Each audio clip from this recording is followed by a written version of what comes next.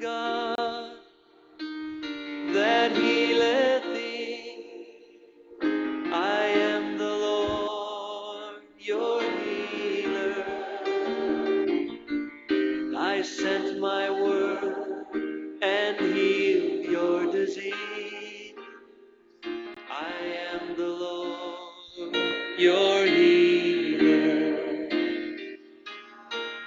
I am the God that healeth thee. I am the Lord your healer.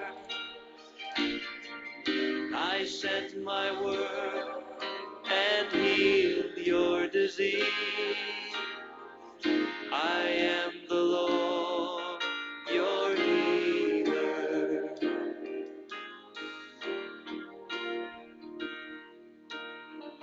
God's name is more powerful than any disease you can name tonight. You might have received a horrible report from the doctors and told you your disease is incurable. But you know what? There's hope tonight. There is hope because God's promised that He would heal us. I want you to put His word on your lips tonight.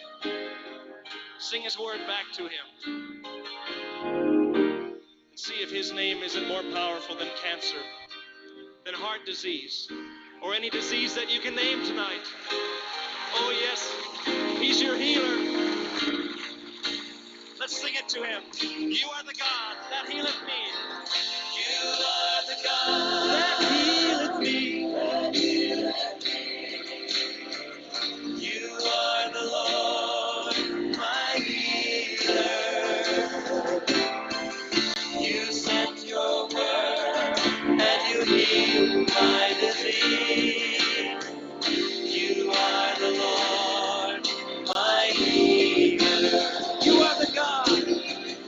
You are the God that healeth me. Oh, you are the Lord. You are the Lord, my healer.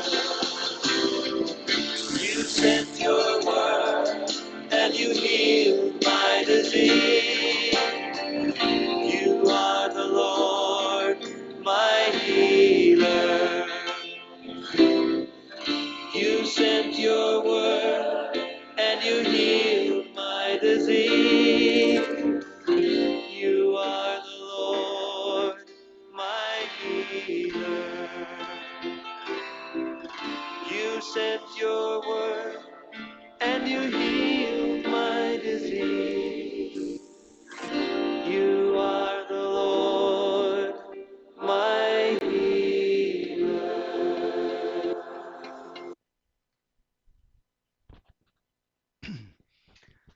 Nasusulat hindi lamang sa tinapay na bubuhay ang tao, kundi sa bawat salita na nanggagaling sa bibig ng Diyos. Kayo pong muli ay nakatunghay sa ah, ating serye na Healing and Deliverance at Heal de las Almas YouTube channel. Ating pong i-recite ang sumasampalataya.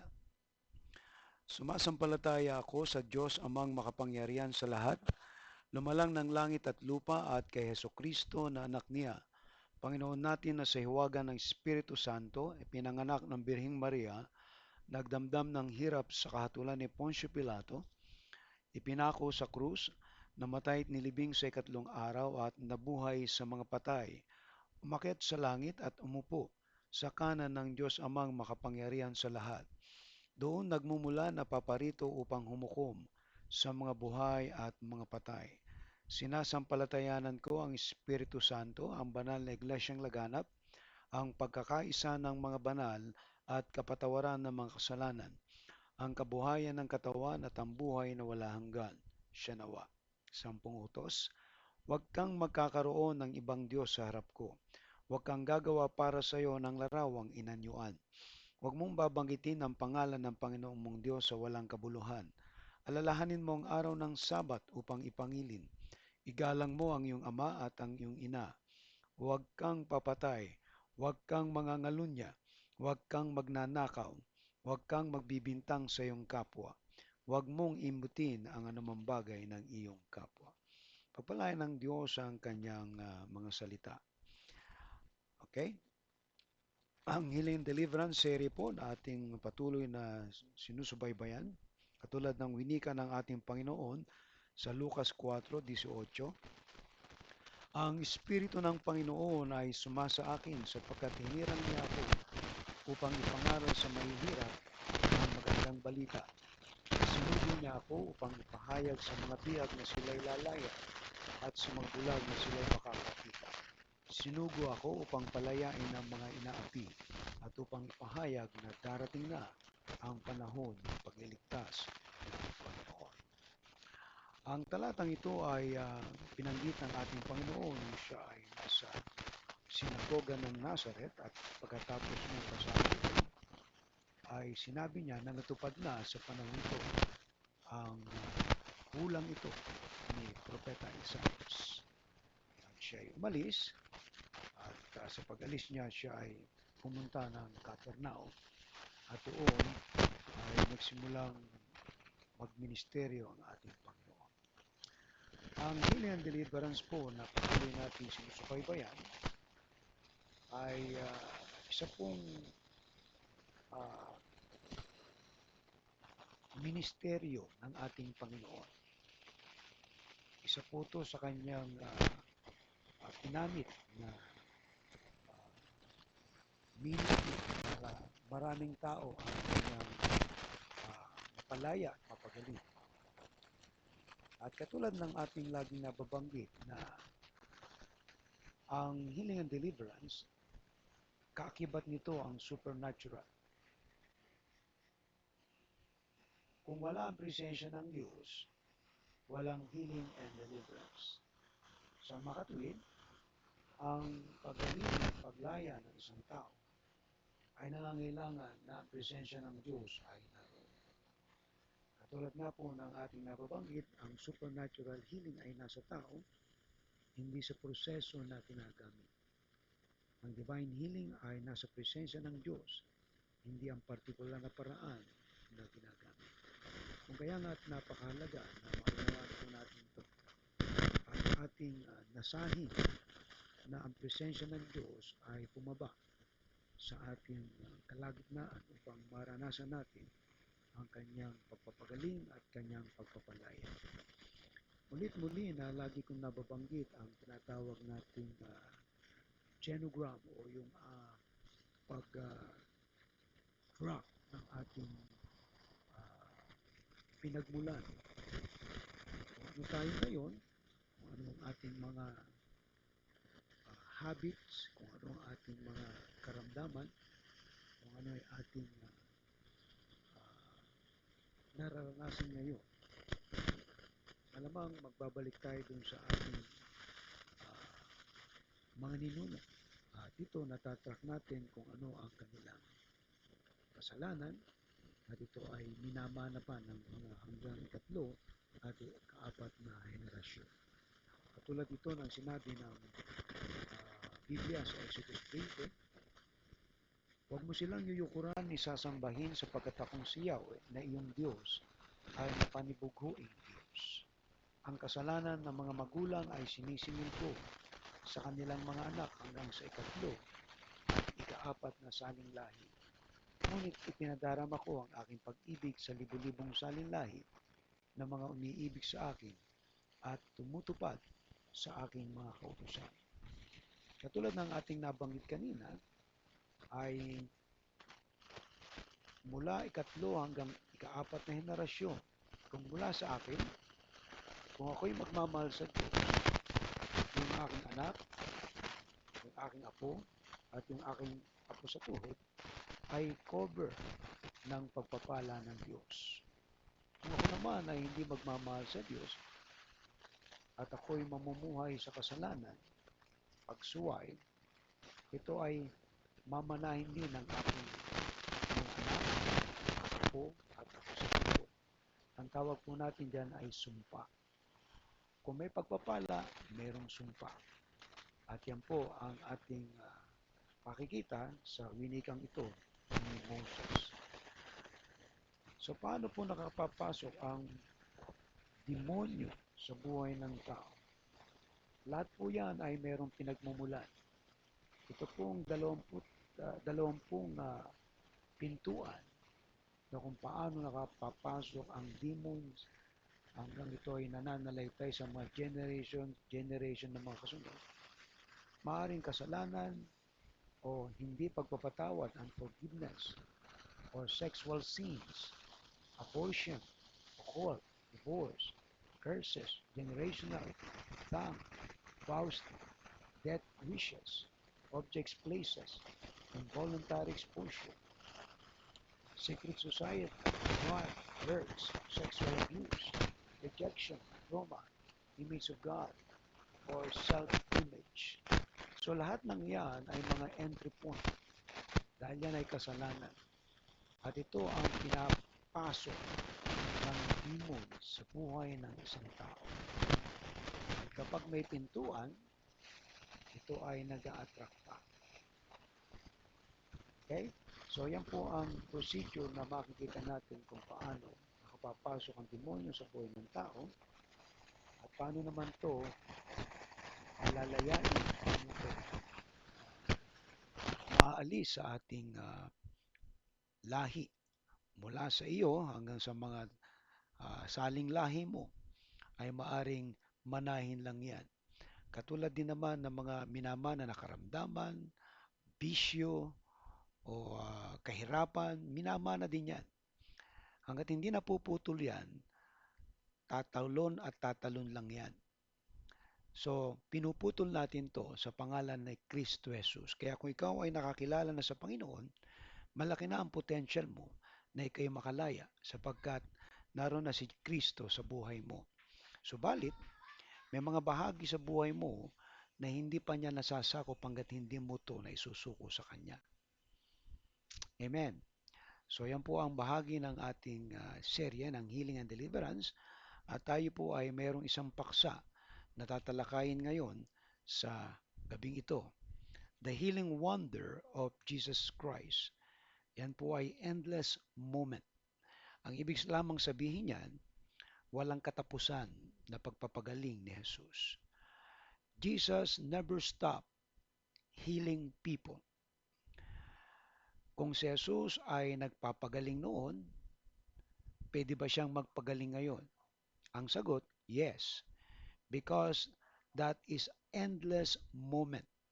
So kung makikita po ninyo ang rendition ng artist sa picture na yan, yan po ay pinroduce ng GPT and I put a word at ito ang lumabas na picture na yung mga tao na ating nakikita dyan ay they are desiring for healing and deliverance. At sa Panginoong Yesus naman, He never rejected. Hindi niya itinataboy ang mga taong lalapit sa Kanya. Kaya kung ikaw ay nakikinig ngayon at naghahanap ng kagalingan at paglaya sa anumang nararanasan mo ngayon na pagpapahirap sa iyo ng Diablo, pwede kang lumaya sapagkat yan ang ninanais ni Kristo na ikaw ay palayain sa anumang uri ng nararanasan mo sa buhay. Magsimula po sa ulo hanggang talampakan. At marami po tayong kwento patungkol sa kahirapan ng tao. At napakarami po niyan. So kung ano man yung kalalagayan mo ngayon at nakikita mo na tila ba parang ito na ang pattern ng buhay mo, yung kahirapan, minamana pa ng anak, ng apo at ng apo sa tuhod. Yan ay hindi kalooban ng Diyos. Kung kaya nga titingnan po natin na yan ay isa lamang bahagi sa buhay mo. Iba naman ay karamdaman. At ang karamdaman na yan sumasalin din. Alright? So much for the uh, illustration na ating nabanggit. So kung kayo po ay may Biblia, ay makibuklat po kayo sa akin sa Lucas 6:17 hanggang 19. At pamagatan po natin itong walang katapusang pagpapagaling ni Jesus. Tandaan po natin, ano po? Jesus never stopped healing people. All right? It meant to say, it is continuous. Nasa tao na lamang po ito kung nagnanais sila na gumaling. Kaya at dito sa talata na ating pag-aaralan ngayon ay makikita po natin ang importansya na kung paano ang Panginoon ay nagmamalasakit at kung paano ang mga tao na nagnanais na gumaling ay nagsisikap na lumapit sa Kanya. Okay? Pamagatan po natin walang katapusang pagpapagaling ni Jesus. Okay? So, bigyan ko po kayo ng background dito po sa ating talata na babasahin. Ano po? Okay? Ang aklat na to ay sinulat ni Dr. Lucas, isa po sa mga alagad ng ating Panginoon. Si Lucas ay isang manggagamot at siya ay pamilyar sa mga karamdaman ng mga tao. At dito sa kanyang itinala patungkol sa senaryo ng pagpapagaling ng Panginoon. Mapupunan niyo po mula po sa talatang 17 ay sila ay merong pinanggalingan.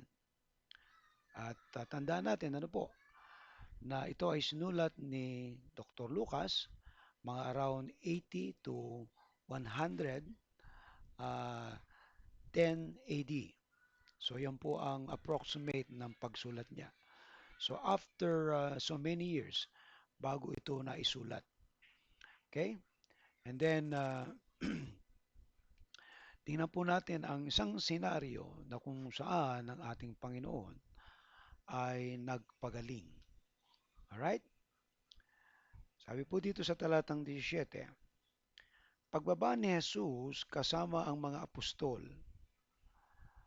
Actually, yan po yung mga alagad, yung 12 na disciple niya na tinawag na apostol. Nadatnan nila sa isang patag na lugar ang marami sa kanyang mga alagad. Okay, ito yung mga tagasunod ng ating Panginoon. Mula po dun sa Nazareth, kung babalik tayo, ano po, basahin lang muna natin ang kwento. Kasama ang napakaraming taong buhat sa Judea, Jerusalem, at mga bayan sa baybayang dagat ng Tiro at Sidon. Verse 18. Pumaroon sila upang makinig at mapagaling sa kanilang mga karamdaman. Pinagaling nga sila ni Jesus, pati na rin ang mga pinahihirapan ng masasamang espiritu. Sinisikap ng lahat ng may sakit na makahawak man lang sa kanya, sapagkat may kapangyarihan siyang nagpapagaling ng lahat ng karamdaman. Pagpalain ng Diyos ang kanyang mga salita. Alright? Balikan po natin yung mapa nito. Ano po? Okay, ang Israel po ay nahahati po sa tatlong probinsya. Ano po? Ang Galilea, and then sa pababa, Samaria, at ang Judea. Ang ating Panginoon ay ipinanganak sa Bethlehem, pero lumaki siya ng Nazareth. And after 30 years, nung siya ay magsimula ng maglingkod, pumunta siya ng Judea para doon ay mag-ayuno ng 40 days and 40 nights. At pagkatapos noon, ay nagpasya siya na bumalik ng Nazareth at basahin. Actually, prior to that, binasa niya to sa Nazareth, yung talatang binanggit natin kanina na ang Espiritu ng Panginoon ay sumasa akin. So doon, sa pagsisimula niya, ay ipinaalam niya sa kanyang mga kababayan na natupad na ang hulang yon. At siya ay pinagtinginan at parang hindi makapaniwala sapagkat siya ay anak lamang ng isang karpintero at ni Maria. Ganun pa man, nung siya ay mabasa niya to, at magsimula siyang mag-ministry, ay pumunta siya ng Capernaum. Ang Capernaum na yun ay nasa tabi ng lawa ng Galilea. Yan ang ginawa niyang headquarters. At dito sa lugar na to ay may mga alagad siya na mga pinili, tinawag para samahan siya. Alright? At dito sa ating talata na binasa kanina, sabi doon, pagbaba ni Jesus kasama ang mga apostol, ito yung mga alagad, nadatnan nila sa isang patag na lugar ang marami sa kanyang mga alagad. Okay? Ano po yung marami sa kanyang mga alagad? Ito yung mga tagasunod ng ating Panginoon bukod doon sa 12. Kasama ang napakaraming taong buhat sa Judea.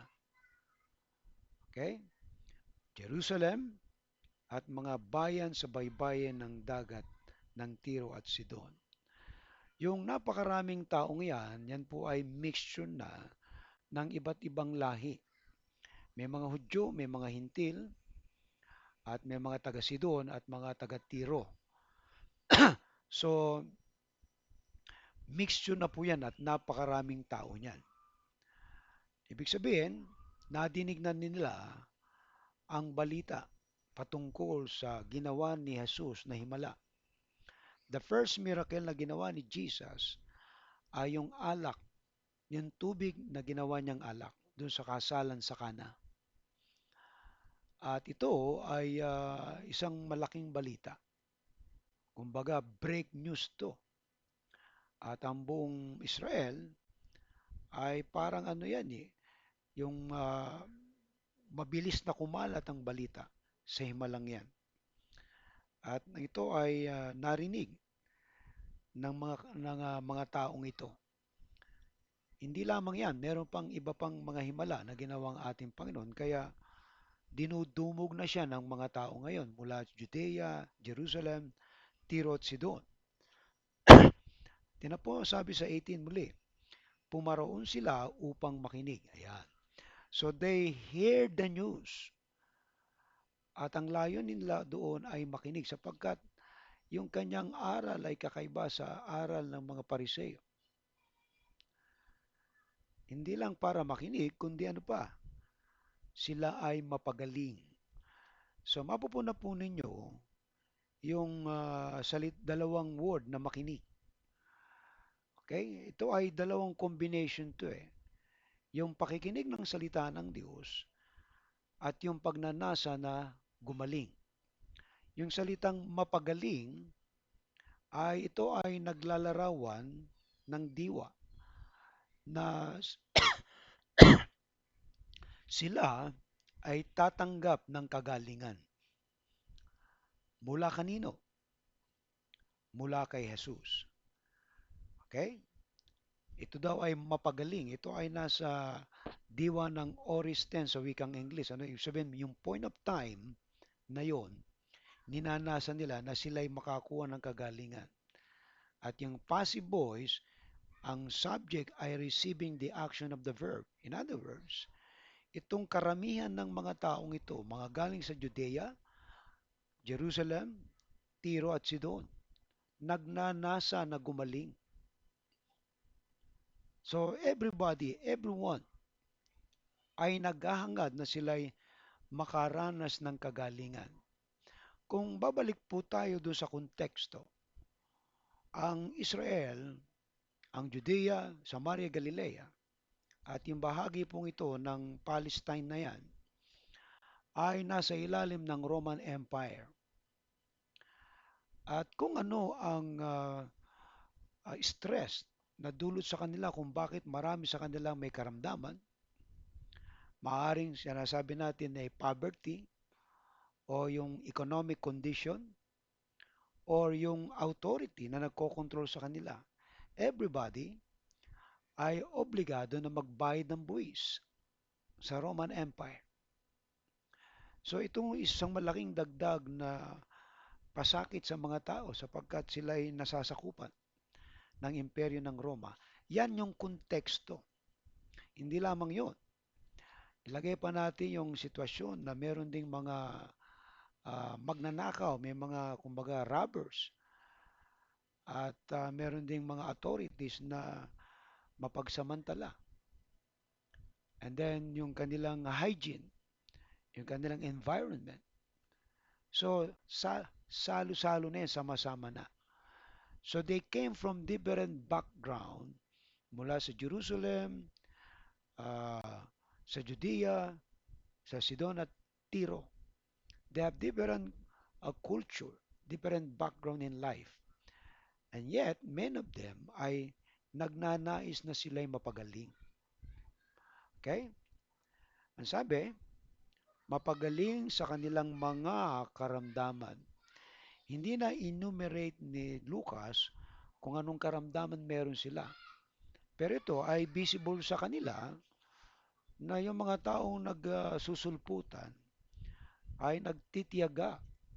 Imagine mo, no? Galing pa yung iba sa Judea, iba sa Tiro, para bumaba ng Capernaum.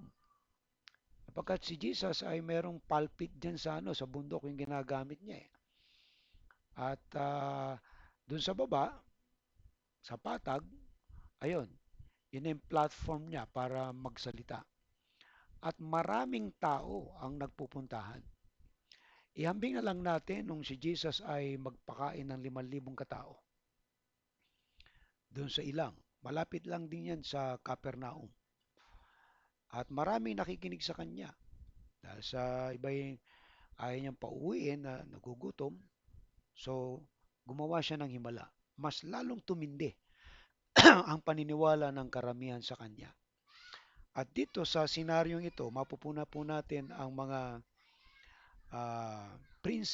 prinsipyo dito sa istoryang ito na sinulat ni Dr. Lucas. Okay? Ano po yung sabi sa 18? Pinagaling nga sila ni Jesus. So, ang simuno ay si Jesus o siyang subject at siya mismo ay nagpagaling. Yung salitang pinagaling, yan po ay nasa past tense, ibig sabihin, talagang naganap yung pong uh, himala ng pagpapagaling ng ating Panginoon doon sa napakaraming tao. Okay? And then, sabi doon, pinagaling nga sila ni Jesus, pati na rin ang mga pinapahirapan ng masasamang espiritu. So, kasama na dito yung deliverance ng mga sinasapian ng mga masasamang espiritu. Dinadala sa kanya. And take note, din niyo po sabi, okay? Lahat ay pinagaling niya. Ibig sabihin, walang exempted. Lahat ng tao na pumunta sa kanya ay nagsigaling.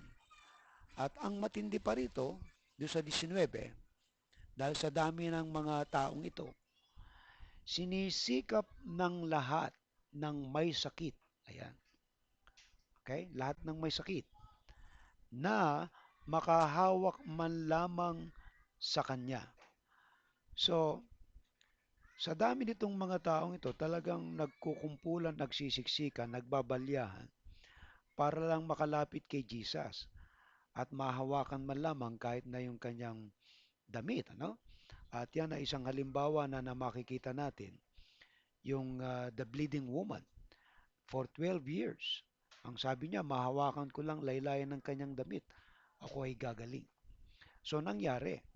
And the same attitude nung iba, sapagkat sa dami nung kanyang mga taong nagsusulputan, kasi God may gumagaling, grabe, they are rejoicing. Sila ay natutuwa sapagkat sila ay nakaranas ng himala ng ating Panginoon. Okay? Ano pong sabi dito sa kasunod na parirala? Sapagkat may kapangyarihan siyang nagpapagaling. Tingnan po niyo yung sabi, oh. May kapangyarihan siyang nagpapagaling ng lahat ng karamdaman. So, walang exemption dyan, ano? Lahat ng karamdaman. Kaya kung tayo magtatanong, parang titingnan natin ay napaka-exaggerated naman nung winika ni Lucas na yan, na lahat gumaling. Ayun ang nakasulat sa Biblia eh. Ibig sabihin, lahat ng lumapit kay Jesus nung araw na yun ay nagsigaling. Imagine mo, libu-libong katao yan. Kung yung 5,000 na sumusunod sa kanya na pinakain niya, ano kaya ang kwento na pwede nilang dalhin doon sa kanilang komunidad? They will tell the story about the miracles na tinanggap nila. Kaya imagine mo yan, ang daming nagpapatotoo na itong pagpapagaling at pagpapalayas ni Jesus ng mga demonyo ay may mga witness sa dami. Kaya hindi natin pwedeng sabihin na yan ay kwento lang, na yan ay alamat lang. And we have archaeological findings na ang Capernaum ay tunay na nag-exist. At merong diyang sinagoga na kung saan si Jesus doon nagpipreach. Pero sa dami ng volume ng mga tao, hindi pwedeng dalhin doon sa sinagogue. Nasa labas siya ng field. At doon siya nagpipreach at doon ginagawa yung himala ng pagpapagaling. Parang magnet eh. And lalo na yung mga tao na gumaling, siyempre, magkukwento yan. Magsasabi ng kanilang karanasan. Kaya endless eh. Moment yung panahon na yun. Kung titingnan natin. So, it took place on the first century, mga around 31 to 32 AD. Itong himala na ginawa ng ating Panginoon dito sa karamihan ng tao. And let us remember, they came from different walk of life. Siguro dyan may mga taong ano rin, mga nag-uusyoso lang din. Yung iba ay merong kakayahan, merong mga kabuhayan. Yung iba ay mahihirap. Yung iba ay matindi talaga ang pangangailangan. So, they came to Jesus Christ at sila ay pinagaling ng Panginoon. Nang sabi, pinagaling silang lahat na lahat ng karamdaman. So wala diyang walang exempted. Kaya kung sisiyasatin natin tong talatang to, napakalinaw ang winika ni Lucas patungkol sa himala na ginagawa ng ating Panginoon. Kung ang Panginoon ay nagpapagaling noon, pwede pa ba siyang magpagaling ngayon? Ang tanong. Ang sagot, pwede. Because Jesus Christ is the same yesterday, today, and tomorrow. He is never changed. Hindi siya nagbabago. Kung sino siya noon, siya pa rin ngayon. Ibig sabihin, naroon ang kanyang habag. Naroon ang kanyang kagustuhan ng mga tao ay mapagaling. Subalit tayo ay nagtatanong at nagtataka. Kung gusto ng Panginoon ng lahat ay gumaling, bakit may mga tao na hindi gumagaling? Tungayan po ninyo ang talata na nabanggit dyan. Itong mga taong ito, okay, ay pumaroon. Imagine mo, nasa Capernaum yan eh. Pumaroon sila, iba nagsadya pa. At malayo pa yung mga nilakbay nila para makarating lang ng Capernaum. Do you see the idea? They made a sacrifice na maglakbay. Na wala pa namang eroplano noon. Siguro, ang gamit lang nila. Iba by foot. Iba nakasakay sa mga asno para makarating doon sa lugar ni Jesus. Because balitang-balita na ang mga himala na ginawa ng ating Panginoon.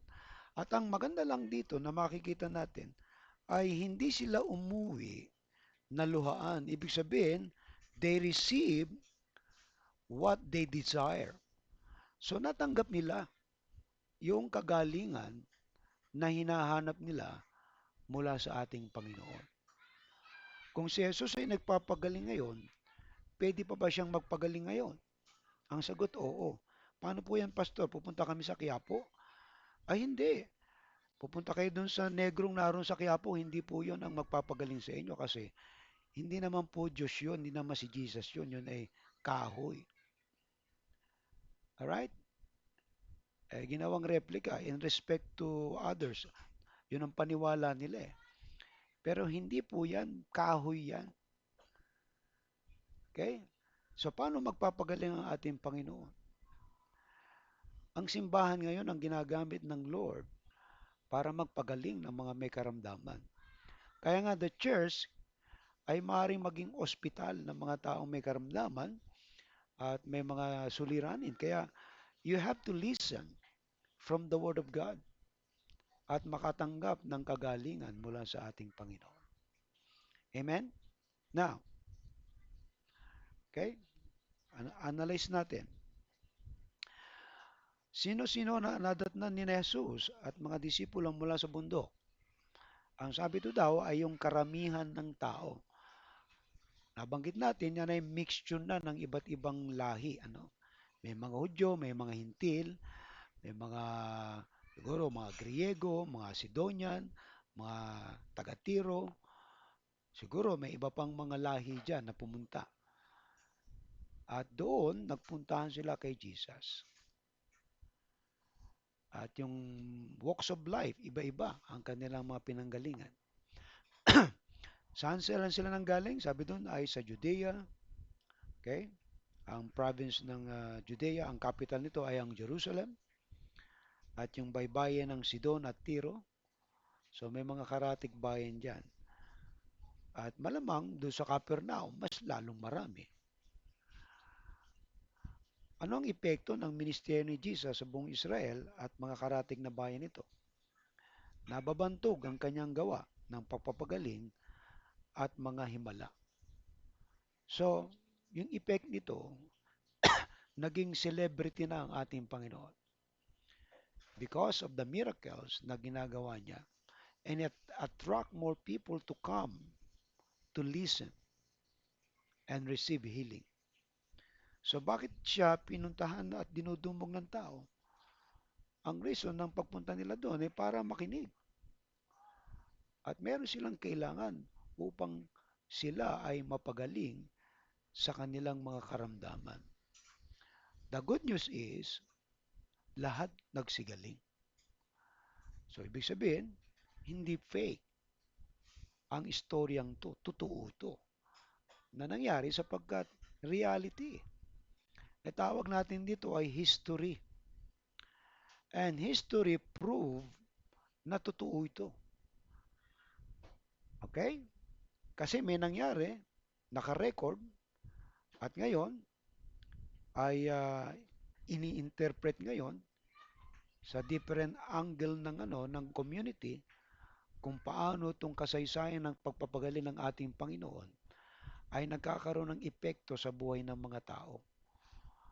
Iba ay nagko-compose ng song, iba ay sa arts, iba naman ay sa medical science, medical field, na they try to uh, emulate o gusto nilang gayahin yung ginawa ni Jesus sa paraang kaya nila.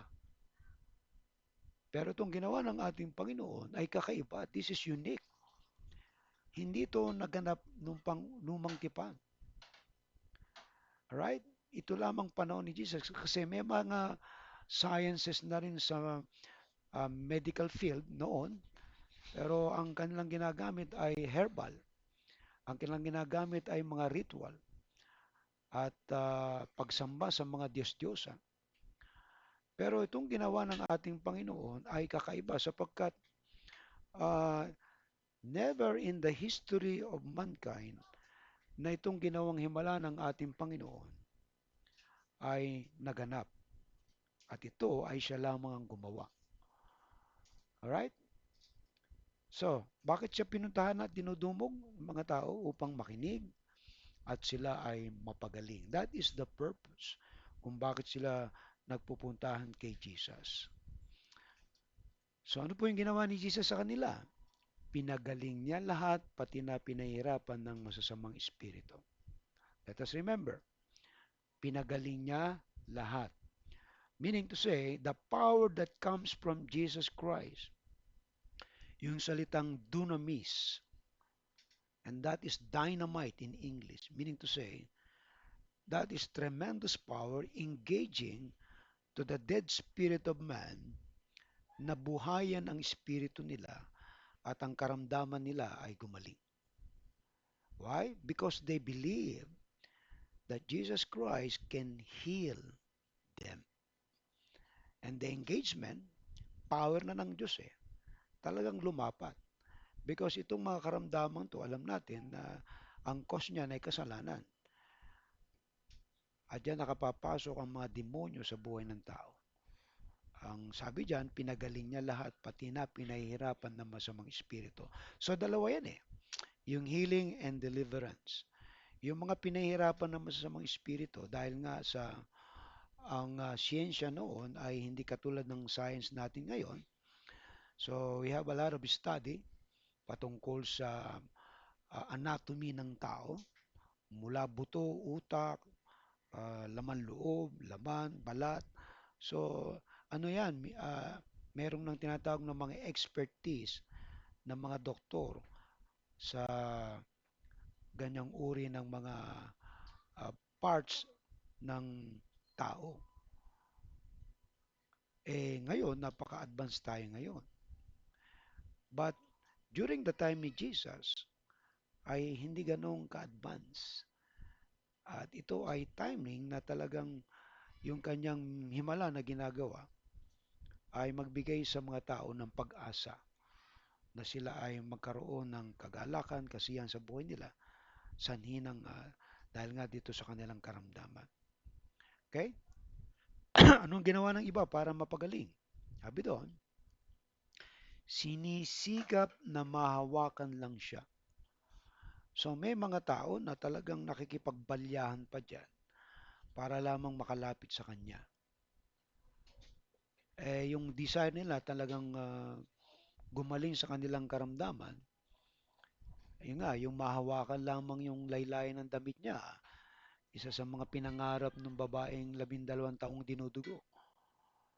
Siguro sa maraming mga nakahipo sa kanya, malamang nagsigaling yon.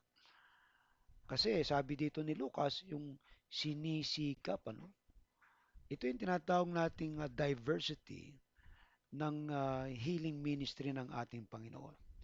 Bukod dun sa pinagpe-pray niya, na pinapatungan ng kamay, ay yung mga humahawak sa kanya, may power na lumalabas. Ganoong katindi yung presensya ng Panginoon, yung presence ng Holy Spirit, ng Diyos na nasa kanya. Okay? So, ngayon, siguro, titingnan natin, uh, kung si Jesus ay tao lang, okay? So, ibig sabihin, uh, yung pagiging tao niya, hindi pwede siyang gumawa ng himala. Pero dahil ang Diyos ang nasa kanya, merong himala na nangyayari.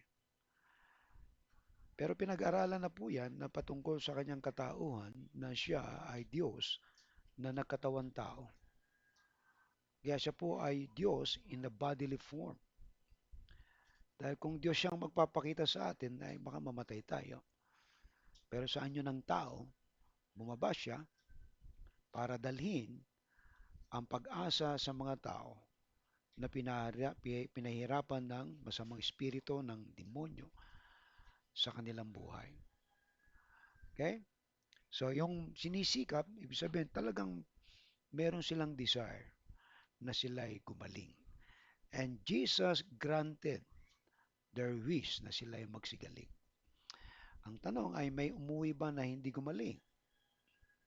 Sang-ayon po sa ating talata na nabanggit, na binanggit ni Lucas, pinagaling niyang lahat ang karamdaman. Ibig sabihin, walang umuwi na hindi gumaling. Lahat ay nagsigaling. Ganoon katindi yung power na meron ng ating Panginoon. Kaya kung si Jesus ay hindi nagbabago, pwede pa rin siyang magpagaling ngayon. Amen. Okay? So ano ang significance ng istoryang ito? Si Jesus ang manggagamot at may kapangyarihang magpagaling. Only Jesus has the power. Pero ang power na yan, i-delegate na niya sa kanyang mga alagad. You remember how he chose that 70? Ang sabi nung 70 na ito, nang sila magsibalik, mag-report, tuwang-tuwa sila kasi yung mga demonyo lumalayas eh. Pero sabi ni Jesus, huwag kayong matuwa. Nalagli sila ang mga demonyo, matuwa kayo sapagkat ang pangalan niyo ay nasa langit na, nasa listahan ng ano. Yun ang inyong kagalak. So nakikita ni Jesus kung paano awasakin ng mga alagad niya ang gawa ng diablo. So yan ay nagtatransfer lang. Yung anointing na yan doon sa mga mananampalataya na sumusunod sa ating Panginoon. In other words, we as believers of Christ, we also receive that power. And the only problem is our faith. We are not executing, di natin ginagawa ang pribilehiyong to na binigay sa atin ng Panginoon. You can pray sa mga may karamdaman. Pwede kayong mag-pray sa pangalan ni Jesus. That is the only name given under heaven para gumaling ang isang tao. Banggiting lang nyo ang pangalan ni Jesus Christ. And you ask whatever you ask in my name, it will be given unto you. And that is our privilege bilang mga mananampalataya. Kaya nga dito, yung significant ng istoryang ito ay napakaganda, no? Na si Jesus talagang manggagamot. Tayo ay nagiging kamay, paa, at bibig lang ni Jesus. He is the only one na gumagawa ng himala. At tayo yung mga daluyan lang. Kaya wala tayong claim sa gloria at power na yun, kundi si Jesus ang bibigyan ng credit. Sapagkat ang kapangyarihan na yan na binigay sa mga mananampalataya ay nasa atin na. Tayo ay binigyan ng kapangyarihan para magpagaling, magpalayas ng mga demonyo. Okay? So, buti natin. Si Jesus noon at ngayon ay hindi nagbabago. Kung hindi siya nagbabago, kung nagpapagaling siya noon, nagpapagaling pa rin siya ngayon. At kung paano niya gagawin yan, tayo ngayon ang ginagamit ng Diyos. Amen. Ang kanyang nais na magpagaling sa mga pinahihirapan ng karamdaman ay maaari pa rin mangyari. It is possible. Why? Because His presence, His Holy Spirit is in us. 2. Lahat ng lumalapit sa Kanya ay maaaring gumaling. Okay? Yung nga, tanong kanina natin ay kung lahat ay lalapit sa Kanya, lahat ba lumalapit sa Kanya? Yung iba, they prefer medical doctor. Ayun ang gusto nilang lapitan eh. Pero ang sabi dito ay ang lumalapit sa Kanya ay maaaring gumaling. Ngayon, kung sa tao ka lalapit, di bayaan mo siyang magpagaling sa iyo. Pero kung kay Jesus ka lalapit, hindi ka niya itataboy. Dahil siya ang nagpapagaling. We are not negating at we are not extreme about sa healing. Ano po? Kung gagamitin ng Diyos ang mga taong yan, fine. Pero simulan yung basahin ang Biblia kung paano magpagaling ang ating Panginoon. Siya yung nag-e-execute ng healing eh. Siya yung nagpapagaling. At walang nabanggit dyan ang intermediation ng tao. Nag-guess niyo po? Kasi Binasa ko na lahat po yan, lahat ng about healing na yan. Okay? Maaring sabihin ni Jesus na yung merong ketong, o sige, pa-check up ka dun sa priest. Iyon, about yung tinatawag natin yung paglilinis. Ipapacheck para mapatunayan na wala ka na talagang ketong. Pero hindi yung priest ang magpagaling, kundi si Jesus ang nagpagaling sa kanya. Amen. I studied this book of Luke. Kasi si Lucas, doktor yan eh. Alam niya yung mga terminology ng mga karamdaman. Pero dito sa tagpong ito, ng talatang ito ng 17 hanggang 19, walang karamdaman siyang binanggit. Generic lahat. Karamdaman. Walang particular na karamdaman. Basta karamdaman ang binanggit niya. Amen? Now, hindi sila umuwi nang hindi gumaling sa kanilang karamdaman. And that is kakaiba po talaga, unique eh. No single person na magsasabi na hindi naman totoo yan. History show itself. Yung kasaysayan na mismo magpapatunay.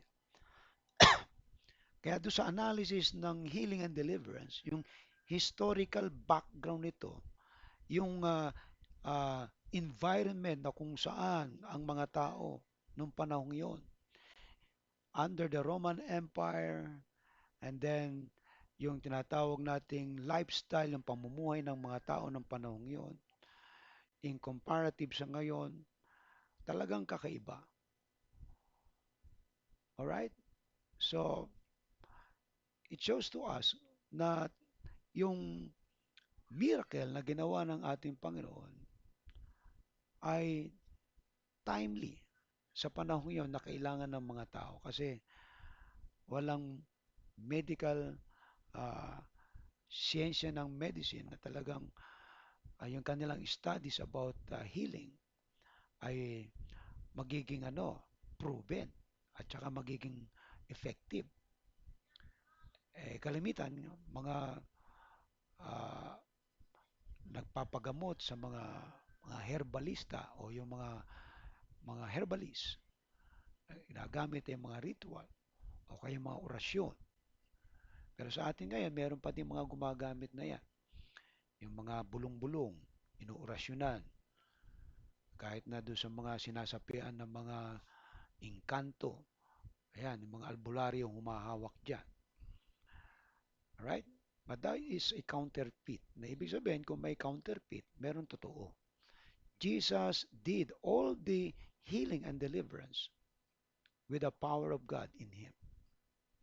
Kaya grabe ang himala ng ating Panginoon. At ito, ngayon, itong power na to, itong dunamis na to, tinaransfer niya ngayon sa kanyang mga alagad. Kaya si Jesus ay may kapangyarihan magpagaling.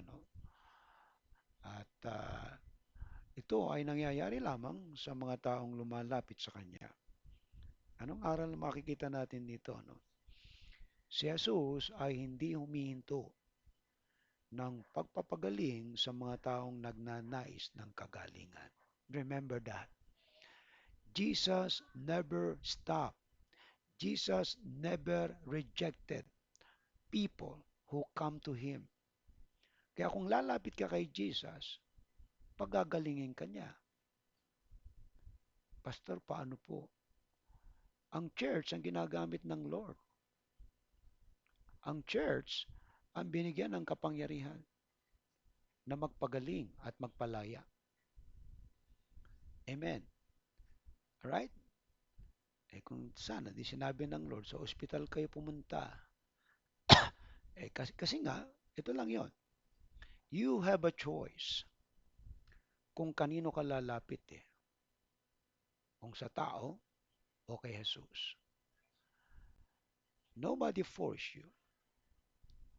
At hindi nating sinasabi na masama ang pumunta sa doktor. Kasi nag-aaral yung mga yan. But it requires faith also. Kailangan din ng pananampalataya. Pero who is more powerful? Ang tao o si Jesus? Of course, si Jesus.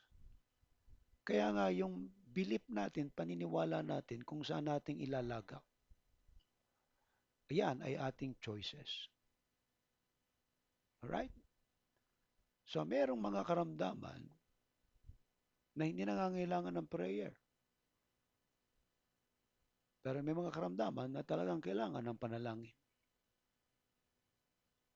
Alright? Nagigets po. So, walang katapusang pagpapagaling ni Jesus ay bukas sa lahat. It's open to everyone. Ano man ang lahi mo o estado mo ng buhay mo, it's open. Walang nire-reject ang Panginoon pagdating sa mga lumalapit sa Kanya. Kaya ito yung maganda eh. Yung ang pinagaling niya, napakarami yun. Libo-libo yun. At lahat yun umuwi ng magagaling. Okay, ang tanong, bakit walang katapusan ang pagpapagaling ni Jesus? Una, sapagkat si Jesus ay makapangyarihan.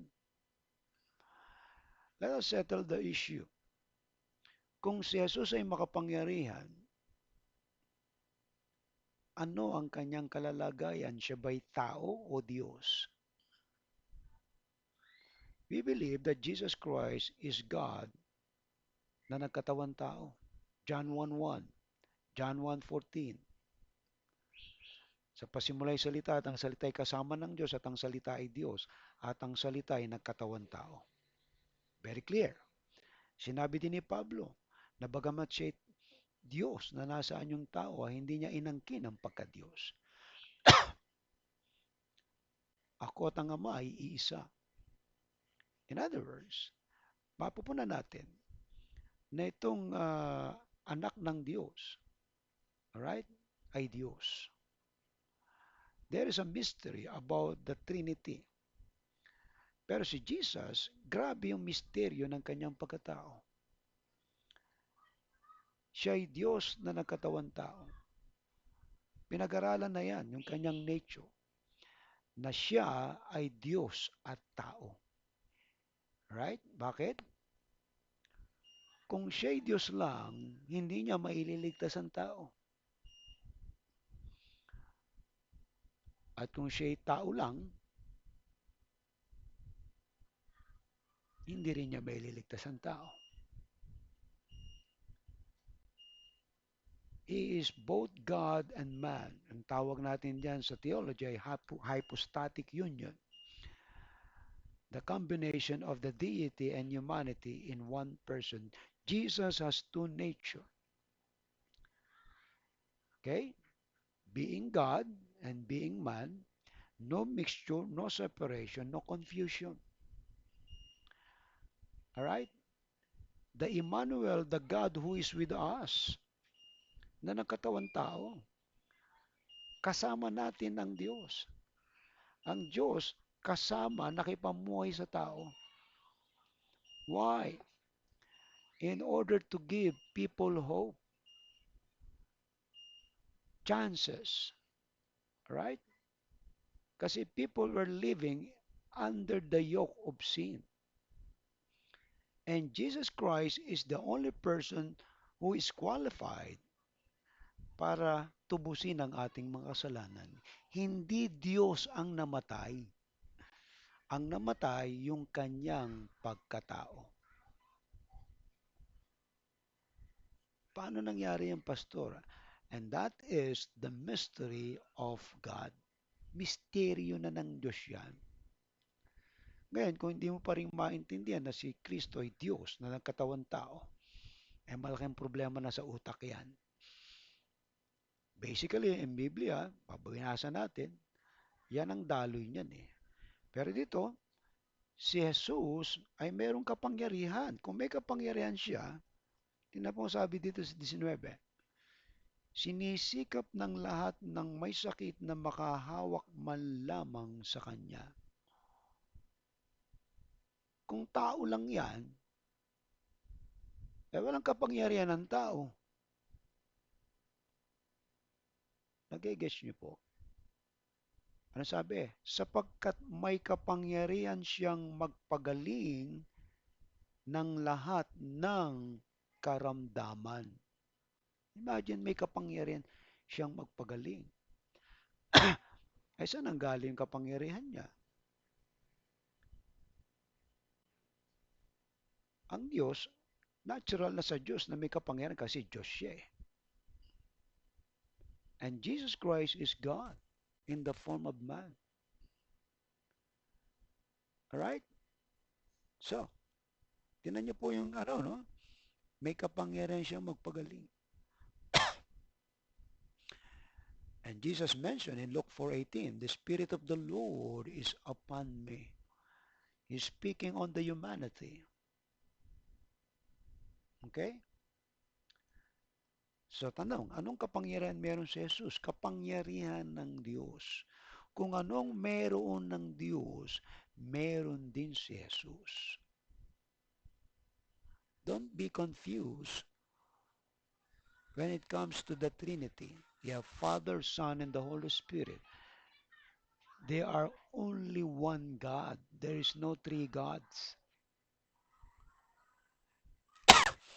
Dahil si Kristo na mismo nagsabi niyan, bautismuhan ninyo sila sa pangalan ng Ama, ng Anak, at ng Espiritu Santo. May question ba dyan? Very clear, siya mismo nagsasabi. If there's no Trinity, then why Jesus Christ mentioned, baptize them in the name of the Father, the Son, and the Holy Spirit? The only thing there na maunawa natin is the mystery of the Godhead. And Jesus now is being mentioned, binabanggit, may kapangyarihang magpagaling. So kung tao lamang siya, eh wala siyang kapangyarihan. Alright?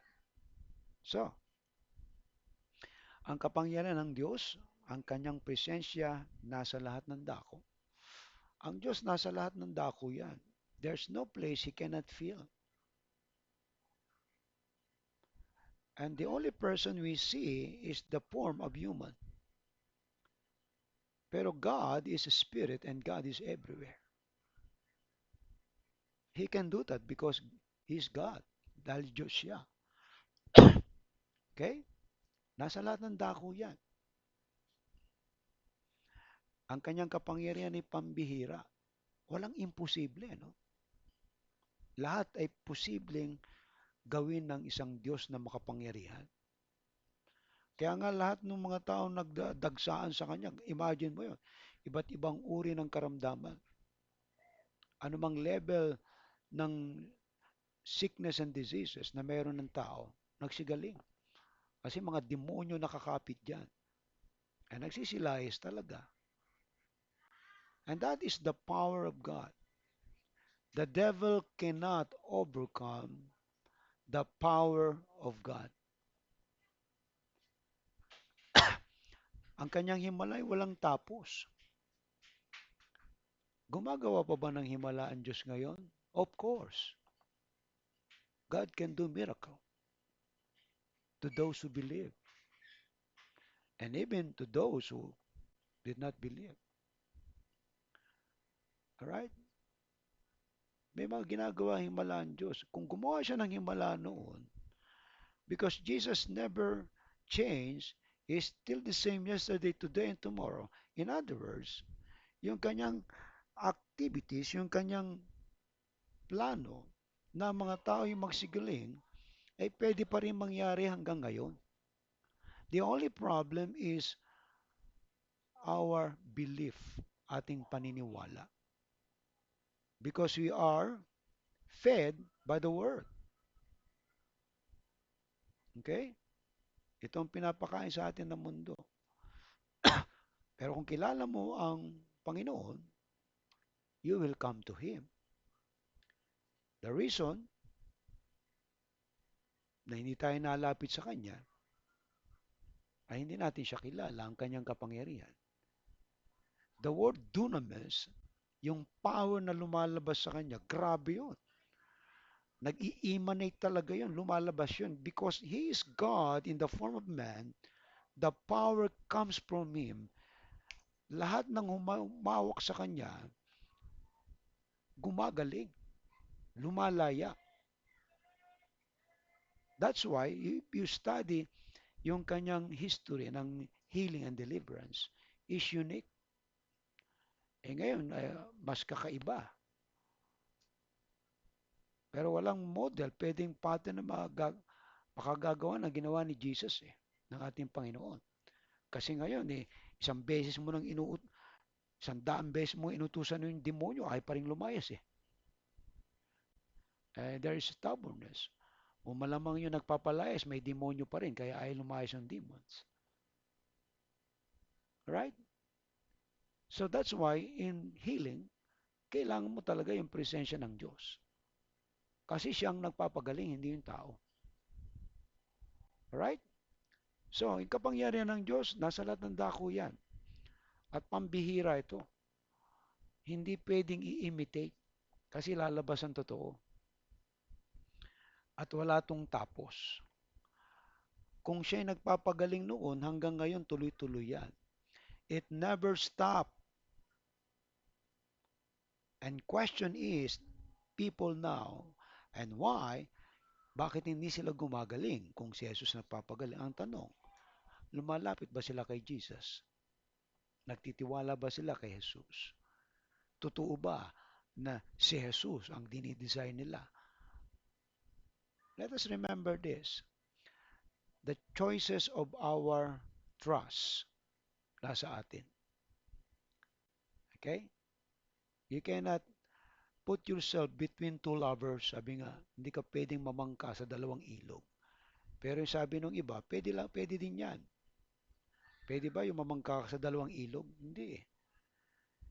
Mamahalin mo isa at aayawan mo isa. In other words, you will only trust one, not two. You cannot turn between two lovers.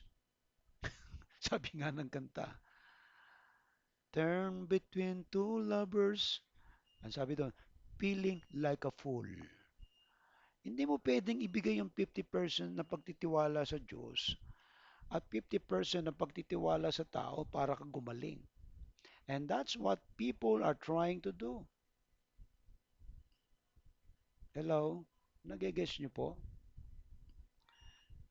Itong mga nagsilapit kay Jesus, this is the interpretation. The implication and interpretation. Ang sabi ng Biblia, lahat ng lumapit sa Kanya ay Kanyang pinagaling. Naintindihan po? Paano pastor kung sa doktor lumapit? Yun ang gusto niya magpagaling sa kanya, di magbayad ka doon sa doktor. Kay Jesus walang bayad Magtitiwala ka lang. People have no patience pagdating doon sa kanilang hinihiling sa Diyos. Tingnan niyo po to kung ilang taon naghintay yung bleeding woman para gumaling. 12 years. Pero sinubukan niya yung mga manggagamot sa kanilang lugar, kung saan-saan siya nakarating. Naubos na nga yung pera niya Ang sabi doon, walang nakapagpagaling sa kanya. Siguro kung panahon natin ngayon, kasi may mga OB-GYN ngayon And they master all kinds of field. Merong osteo, okay? Yung doktor sa buto. May yung doktor sa colon. May mga tawag dyan Nalimutan ko yung mga terminology yan. Pero itong sa OB-GYNecology, ito yung mga expert sa karamdaman ng mga babae. Wala pa namang ganun Kasi they rely on on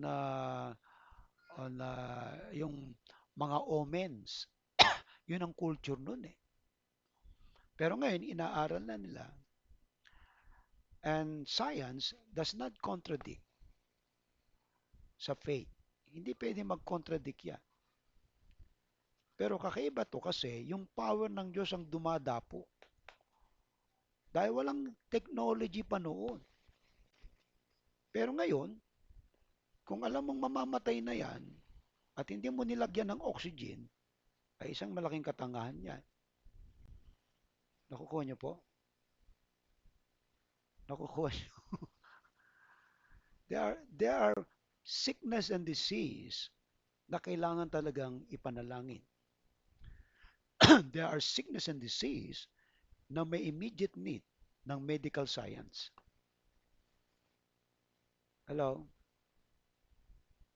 So yan ay relief lang ang tawag dyan. Kumbaga band-aid.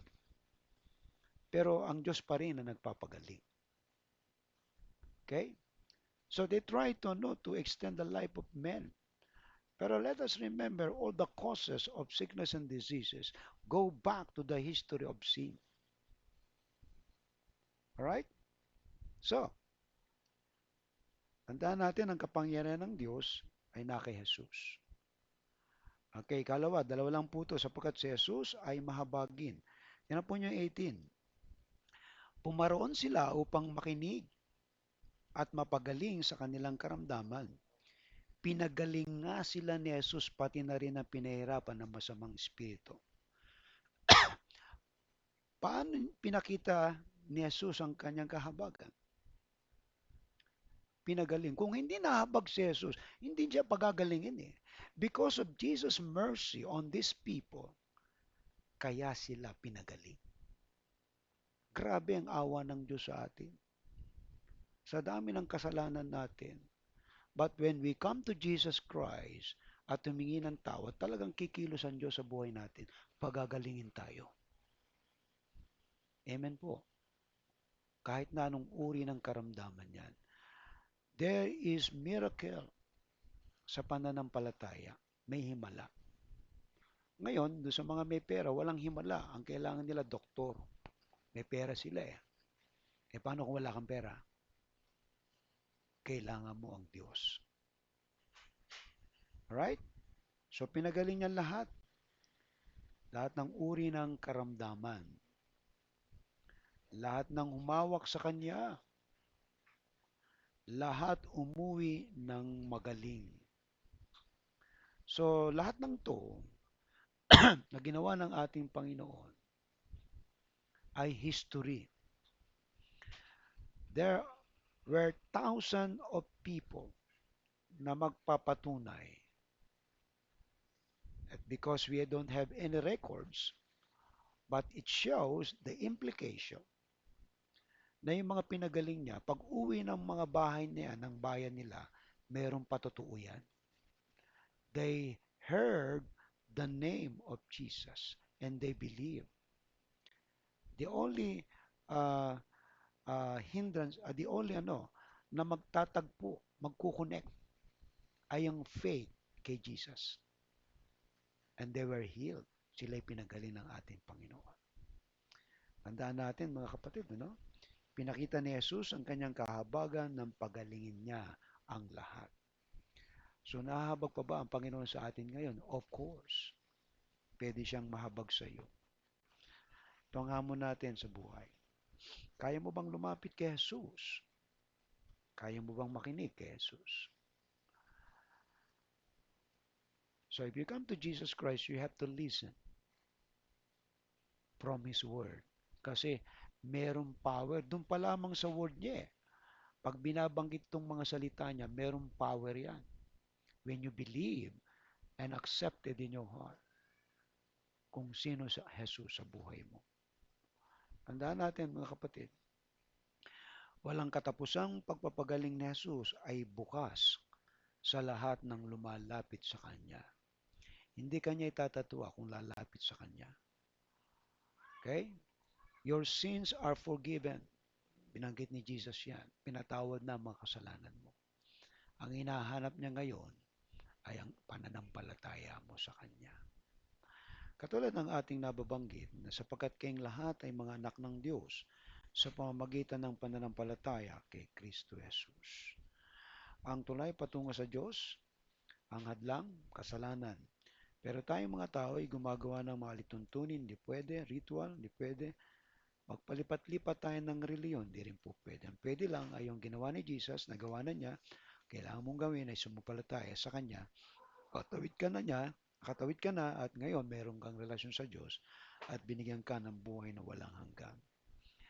Your healing and deliverance start sa iyong pananampalataya kay Jesus. Amen? Kaya kung ikaw ay lalapit sa Kanya, magsisimula na ang paggaling mo sa anumang uri ng karamdaman, sa uri ng problema, ikaw ay lalaya at gagaling. Alright? Kung kayo po ay napagpala nitong ating mensahe ngayon, you can give your tithes and offering to my chikas. And then our announcement, we pray for our revival ng JLPC at yun din ng SPC. At sama na po natin ang mga taga Burgos. Let's pray for the revival. And then yung ating pong mga scholar, pag-pray po natin ang ating sponsor for their allowances and also the prayer meeting Bible study. So, schedule po natin sa mga ating mga activities. And the Christmas Child o Operation Christmas Child ay ating pong magkakaroon po natin tayo niyan this coming December and I will announce, ganun po rin yung sa habag ng mga recipient natin. Pag-pray po natin ito ay dumating na itong sa habag. Okay? So much for our announcement and we will go on prayer. Pag-pray po natin itong ating mga gawain na to. Kung kayo nakikinig ngayon at nagdi-desire na gumaling, Jesus can heal you even in a distance. Alam niya na kayo nakikinig at alam niya na nagnanais kayo ng kagalingan, paglaya at higit sa lahat ay mapagpala niya. Okay? So you can follow this prayer o kung kanong mga panalangin nyo, you can ask the Lord, Lord, pagalingin mo ko, palayain mo ko, pagpalain mo po ako. You can ask that prayer from our Lord. Let us pray. Dakila naming Diyos, salamat po sa iyo, Panginoon, sa gabing ito. We pray, Father God, for the healing and deliverance ng aming mga tagapakinig. Pagpalain mo po sila, Panginoon, at aming dinadalangin, Lord, sa pangalan ni Jesus, na anumang karamdaman, mga suliranin, mga nagpapa pahirap sa mga taong ito, Panginoon, na nakikinig ngayon, napalayan po sila, Panginoon. Aming dalangin, Lord, ang paghipo mo sa kanila, ang kapangyarihan mo, Lord God, na walang imposible sa iyo. You can do miracles even on the distance of prayer, Panginoon, sa mga nakikinig ngayon. Ano man ang kanilang mga nararanasan ngayon, Panginoon, palayain mo po sila. In Jesus' name. I pray, Lord, lahat po na nakikinig sa pangalan ni Jesus, ano man po ang design ng kanilang puso, ikaw po magkaloob nito, Panginoon, sa pangalan ni Jesus. Let the power of the Holy Spirit flows upon them. Let the power of the Holy Spirit, Panginoon, ay idali mo po sa kanila upang maramdaman nila ang kapangyarihan na nagmumula sa iyo. And we also thank you, Lord, for the tithes and offering. And we pray, Father God, all the activities of the church. We pray, Lord, na i-bless mo po, lalo na yung aming sponsor, aming partner, Panginoon, ang habag, ang Tanglaw Foundation. We pray, Father God, and even the Operation Christmas Child, we pray, Lord, na ang aming mga bata ay makatanggap ng biyayang ito, Panginoon. Ama, inihiling po namin sa iyo ang kasagutan sa mga panalangin ito. Bless every one of us in Jesus' name. Amen. Okay? Awitin natin ating doxology. Praise God from whom all blessings flow. Praise Him, all creatures here below. Praise Him above, ye heavenly hosts. Praise Father, Son, and Holy Ghost. Amen.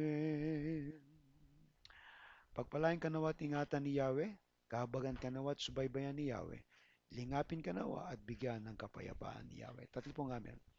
Amen. Amen. Amen.